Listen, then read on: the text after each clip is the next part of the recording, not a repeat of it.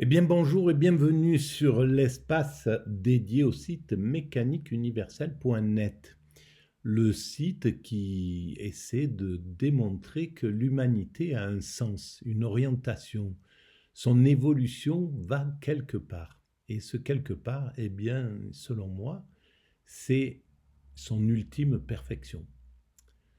Donc nous travaillons tous, à mon sens, à construire le paradis pour nos futurs descendants. Alors il faudra encore quelques siècles d'évolution, de travail acharné de l'humanité et un travail pour l'instant encore inconscient. On travaille à cette humanité, on arrive dans cette humanité, on est un jour comme ça, voilà, et puis on grandit, on donne tout ce qu'on a, toute notre énergie, tout notre travail, tout par le bien comme par le mal. Et puis on s'en va de cette existence et en fait tout ce qu'on a fait durant toute notre existence reste pour l'humanité et destiné à l'humanité. Et en fait travaille à cet état de perfection. Et chaque être humain, c'est valable pour chaque. Nous sommes égaux tous. Tout être humain tous les êtres humains sont égaux dans ce travail pour le paradis que nous construisons pour nos futurs descendants. Alors, évidemment, la solution de prendre conscience de ce que nous construisons, donc de travailler de façon consciente, va changer la façon d'agir sur l'humanité. Le fait que nous travaillons de façon inconsciente, le fait qu'on construise ce paradis, mais de façon inconsciente, c'est-à-dire en utilisant le bien comme le mal, en utilisant l'antagonisme, par exemple, la compétition entre les nations, entre les États, entre les systèmes, eh bien, évidemment, c'est un moteur. La compétition entre les États-Unis et la Chine, entre l'Occident et les BRICS, c'est une sorte de moteur. Voilà, mais c'est un moteur négatif, on pourrait dire. C'est pas un moteur très intelligent pour l'instant, parce que on travaille autant en destruction qu'en construction. Les guerres, voilà, les guerres qui se déroulent actuellement en Ukraine ou au Proche-Orient, au Moyen-Orient, etc. Ce sont des guerres qui sont de dominants qui utilisent des peuples vulnérables interposés, par peuples vulnérables interposés.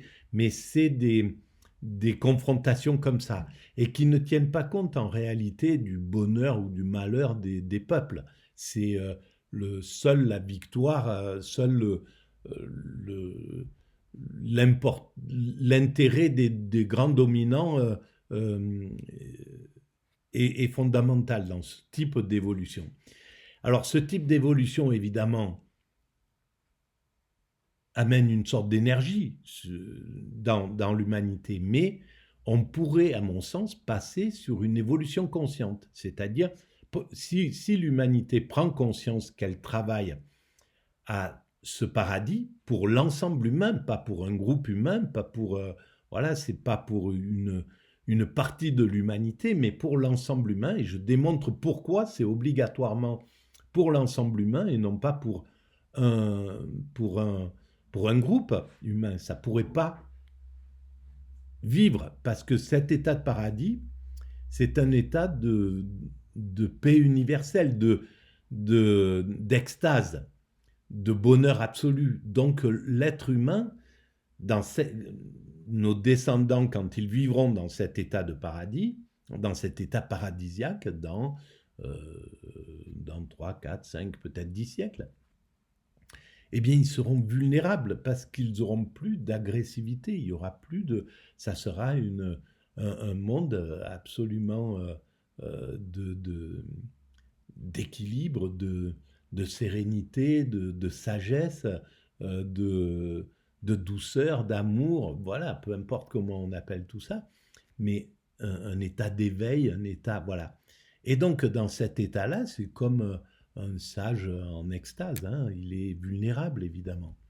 Euh, donc, il faut que ce soit l'ensemble humain qui atteigne cet état ensemble, avec la même volonté. Parce que si il y a un groupe d'humains qui est dans cet état extatique, et puis un groupe d'humains qui reste à la porte de ce bonheur, ça ne pourrait pas se vivre. Donc c'est bien l'ensemble humain qui doit atteindre cet état. Et donc, la prise de conscience de ce que nous réalisons changerait la façon de travailler, d'agir sur cette humanité. C'est-à-dire qu'on serait obligé de passer sur un système, au lieu du système antagoniste, de compétition féroce, etc., que nous connaissons, on serait d'abord dans un système de compétition respectueuse, de compétition ludique, joyeuse, comme comme les compétitions qu'on connaît, où le vainqueur respecte le vaincu, comme dans le rugby par exemple, il y a voilà, cette chose-là, et puis le match est fini, la troisième mi-temps est là pour passer du bon temps ensemble, etc. Donc on peut arriver, on sait déjà le faire, être dans une compétition respectueuse. Alors ça serait une évolution par coopération aussi, on travaillerait avec une véritable coopération. Elle existe, cette coopération. Les scientifiques sont déjà en coopération, même si chacun travaille pour sa propre nation, avec une idée nationaliste derrière, voilà, c'est légitime que ça soit encore comme ça. Mais si on passait dans un système coopératif, symbiotique, ça serait complètement autre chose. C'est-à-dire que l'ensemble des penseurs travailleraient pour l'humanité. L'ensemble des nations travailleraient avant tout pour l'humanité, avec l'idée d'humanité. Et c'est quelque chose vers lequel nous allons, quoi qu'il arrive. Parce que, et justement par les erreurs que nous avons faites, c'est-à-dire, par exemple, le fait que nous ayons pollué la Terre, que nous l'ayons mis en danger avec le réchauffement climatique, etc., eh bien, l'humanité va être obligée de commencer à universaliser les choses, c'est-à-dire faire passer l'air au patrimoine universel. L'homme ne peut plus aller détruire des forêts primaires en Amazonie ou ailleurs sans que le monde entier ait un regard, parce que c'est un poumon, on sait maintenant que l'impact que ça a, etc. On sait l'impact que peut avoir l'explosion d'une centrale nucléaire sur les États environnants. Donc on voit bien qu'on est tous interdépendants. Cette interdépendance va aller crescendo.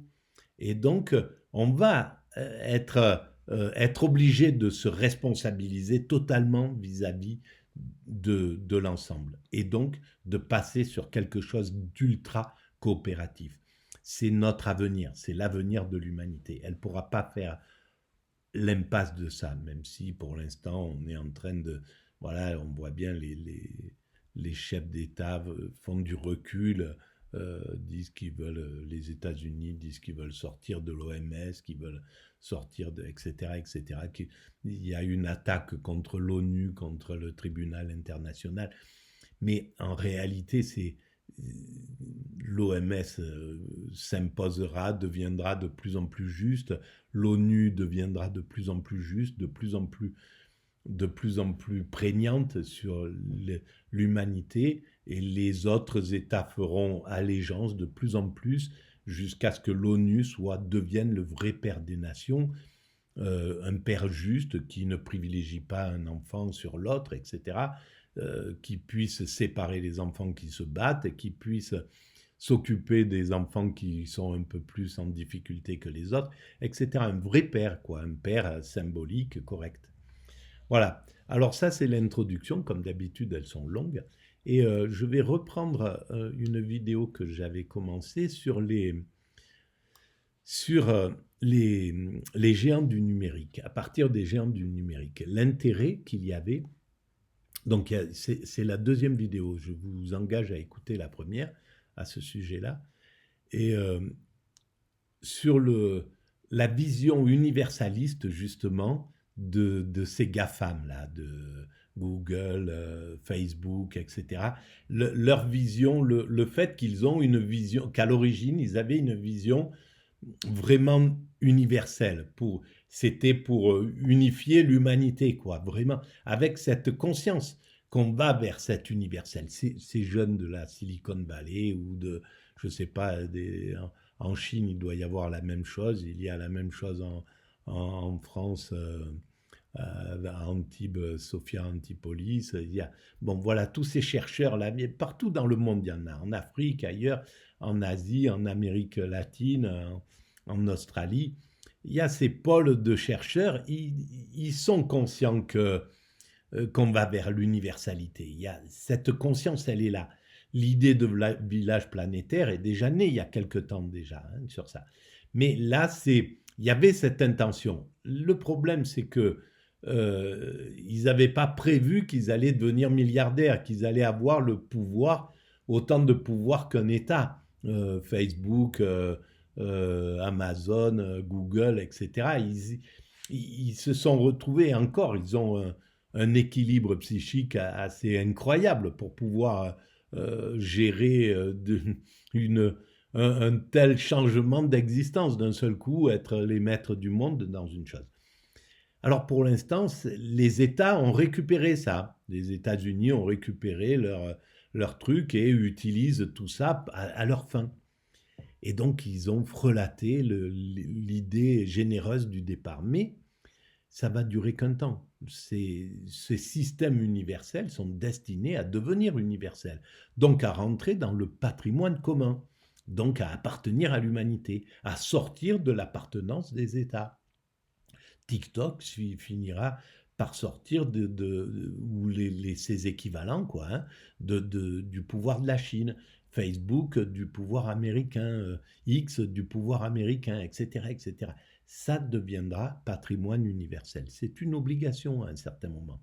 Il faudra peut-être 10, 20, 30, 50 ans, 100 ans, peu importe. Mais et peut-être ça sera plus du tout ce même modèle. Mais l'humanité passera tout ça au niveau du patrimoine universel.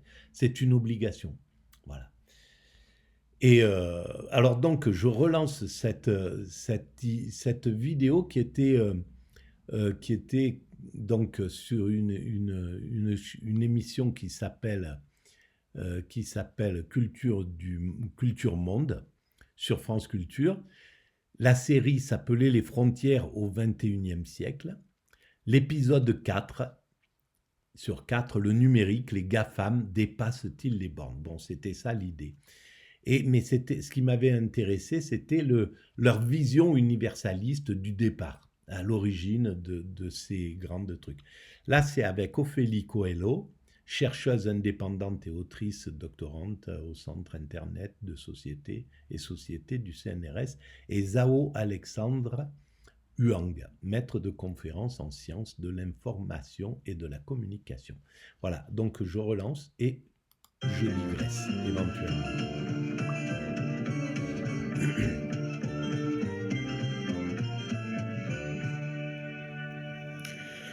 Dans vos chansons, Julien Clerc, l'humour et la tendresse... Je suis désolé, ça n'a rien à voir avec ça.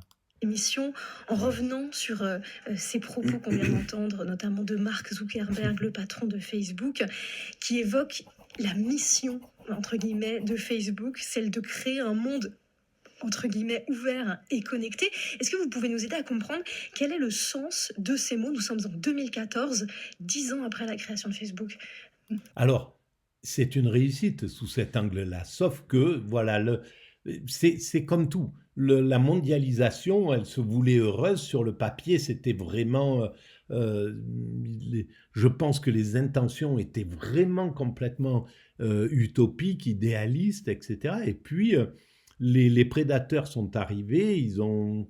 Voilà, le système dominant, le système dominant-dominé s'est réimposé au lieu de quelque chose d'universel.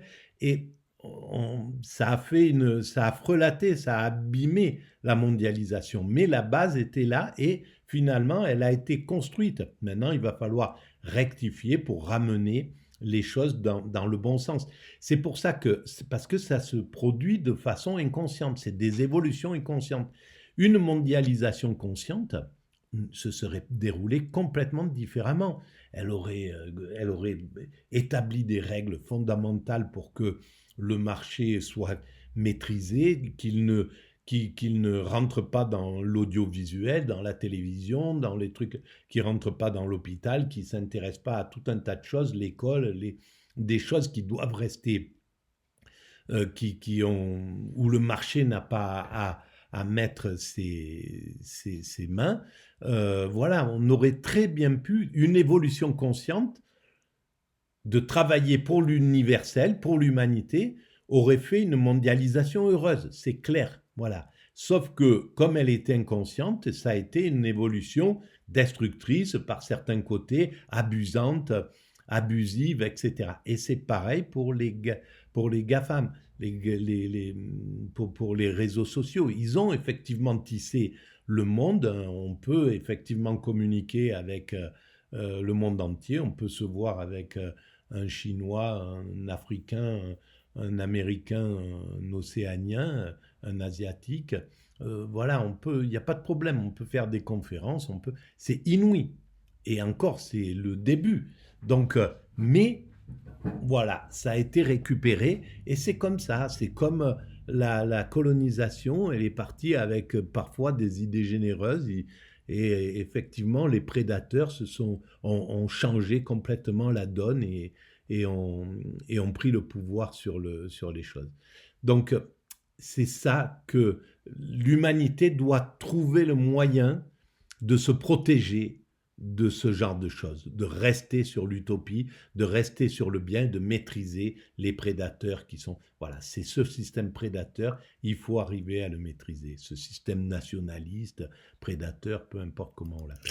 Alors c'est vrai que ces propos en fait reposent sur une idéologie qui est une idéologie sans frontiériste et une utopie qui est le village global et qui n'est pas née avec les GAFAM, hein, qui a quand même une histoire. Si on peut revenir sur 3 points historiques, trois moments historiques assez importants là-dedans, c'est les années 60 avec un philosophe canadien qui s'appelle Marshall McLuhan et qui en fait invente la notion de village global et qui évoque en fait un monde du coup sans frontières qui reposerait sur les technologies de l'information. Donc il voit les choses comme ça.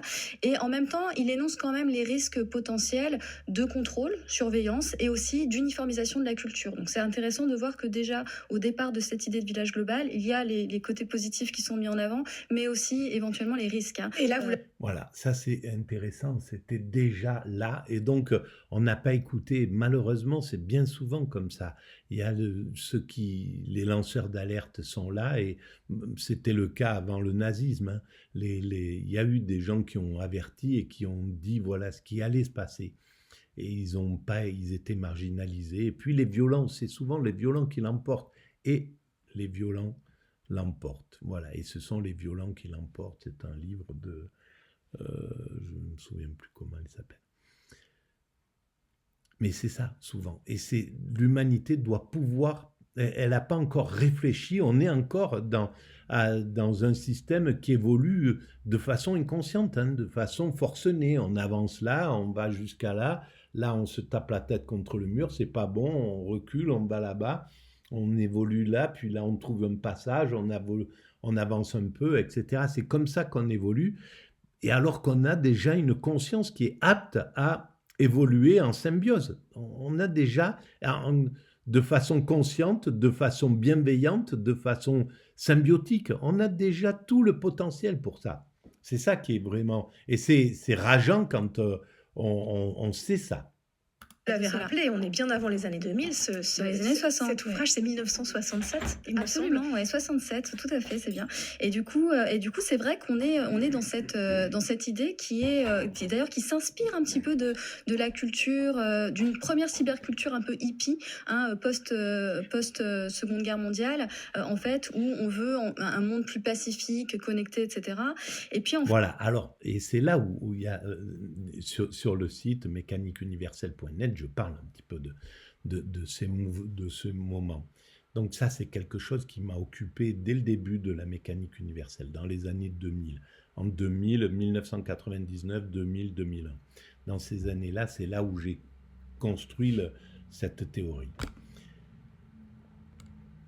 Comment on est passé, en somme, comment le fait que le capitalisme a vaincu son challenger. Avant, il y avait, dans les 30 Glorieuses, l'époque où justement les hippies sont arrivés, ce mouvement, etc., de paix universelle, d'universalité. Il y avait un équilibre entre le communisme qui a mené des valeurs, ces valeurs, fraternité, égalité, solidarité, voilà par exemple, et puis le capitalisme qui a mené ses valeurs, liberté, liberté d'idées, enfin bref, voilà, c'est le fait d'entreprendre, de pouvoir créer, créativité, je sais pas, bon bref.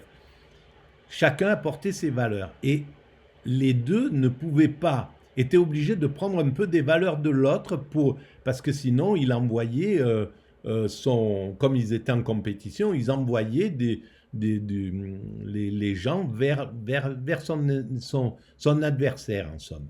Donc le communisme, l'URSS devait donner un peu de liberté, devait donner un peu de capacité à entreprendre, devait donner un peu d'ouverture à la spiritualité, à la liberté religieuse, etc. Même un minimum. Mais voilà, ils étaient obligés.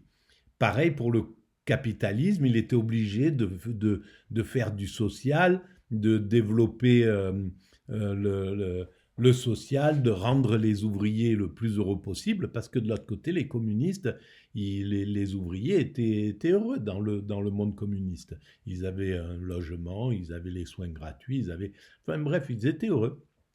Il y avait le peuple ouvrier était heureux. Et donc, le capitalisme ne pouvait pas abuser des ouvriers. Et quand le capitalisme a vaincu le communisme, il est rentré dans la toute-puissance. Et là, il a fait ce qu'il voulait. Et donc, on voit les résultats. Il abuse à fond les ouvriers. Il a vendangé tous les acquis sociaux qu'il avait offerts à l'humanité. Il reprend tous les acquis sociaux, il s'en fout complètement de maltraiter les êtres humains, etc., etc. Et ça, c'est les affres de la toute-puissance. Voilà.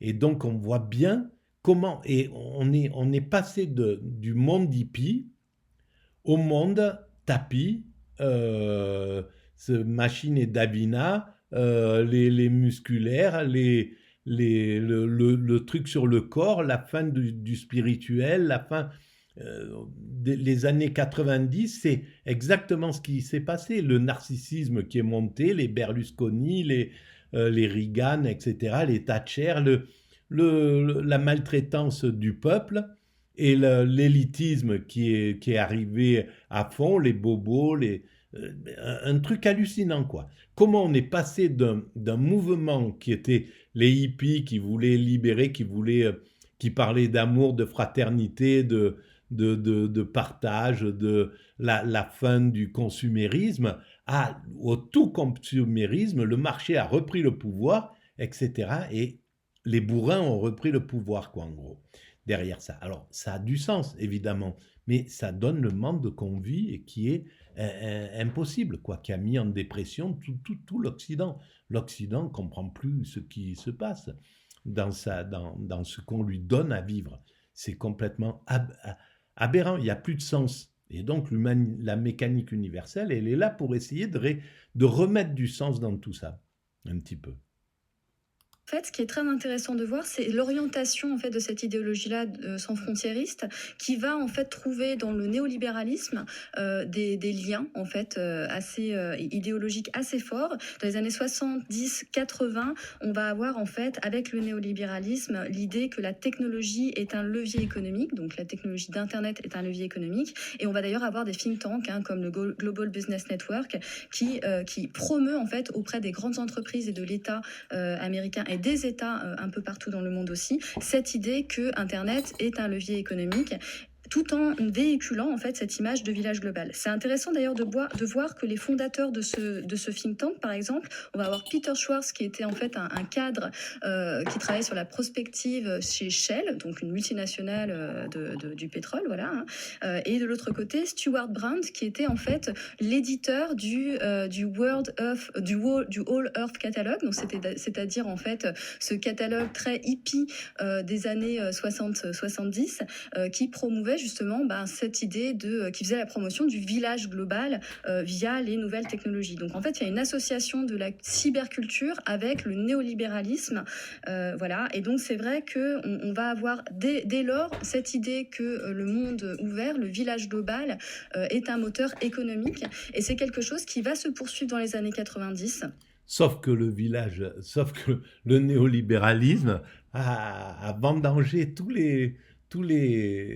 l'idéologie pour arriver au pire, quoi, à l'enfermement américain, le fait de America First, le retour sur soi, enfin la montée des extrémismes, et c'est complètement incroyable. Et ça, c'est juste le fait d'avoir perdu son garde-fou, que le capitalisme, en devenant ce néolibéralisme, a perdu son garde-fou en ayant vaincu les idées communistes qui étaient en face, c'est-à-dire l'égalité, la capacité de penser l'égalité, tout simplement.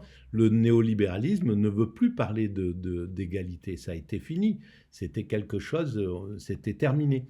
Et donc, on voit bien à quel point le marché a récupéré le système en écartant l'idéologie, en écartant l'utopie et en gardant plus que le mécanisme de base.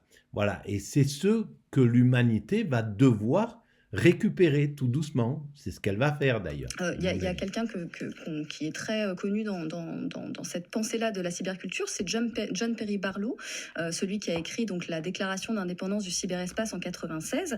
Et dans un de ses textes, il écrivait, je vais vous citer un petit passage, « Le cyberespace est une région de l'esprit plutôt que de la géographie, qui est à la fois partout et nulle part. Il n'y a pas de frontières nationales. Les seules frontières significatives sont celles que l'on franchit en saisissant un mot de passe », et il ajoutait « L'emplacement de ces systèmes est sans importance ». Donc c'est assez... voilà. Voilà, sauf que l'emplacement du système maintenant, il est dans certains pays, il appartient à certains pays, il est squatté par certains pays, et donc il n'est plus ce truc universel. C'est ça le problème.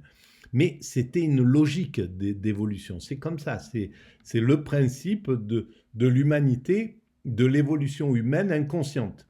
On n'y fait pas gaffe, on ne comprend pas exactement ce qui se passe. Et c'est le principe du libéralisme, on laisse faire les choses et après on voit. Donc on n'anticipe pas. Sauf qu'on est parti maintenant dans un modèle d'anticipation. Ce modèle d'anticipation, il va s'étendre, il existe dans l'aviation. On ne construit plus des avions en disant tiens, on va voir ce qu'il va faire, s'il vole, s'il arrive. Non, on anticipe tout, les trucs, etc. Tout est, avant d'être mis en vol, il est complètement analysé. Et puis une fois qu'il part, même s'il y a quelques petits trucs à changer, c'est plus grand-chose. Et c'est valable pour tout un tas de trucs. Pour la médecine, on ne fait pas un vaccin et puis à part là, le dernier truc, mais normalement, c'est quelque chose qui doit passer tout un tas d'étapes pour être mis un médicament pour être mis en service. Donc on est rentré dans ce système-là. La logique voudrait qu'on le fasse pour l'humanité dans son ensemble, qu'on puisse commencer à anticiper les choses et à les réfléchir avant de les faire, réfléchir avant d'agir. On perd de l'énergie évidemment avec ça, c'est plus pareil, il y a des peurs qui s'installent, on n'a plus la même... évidemment que si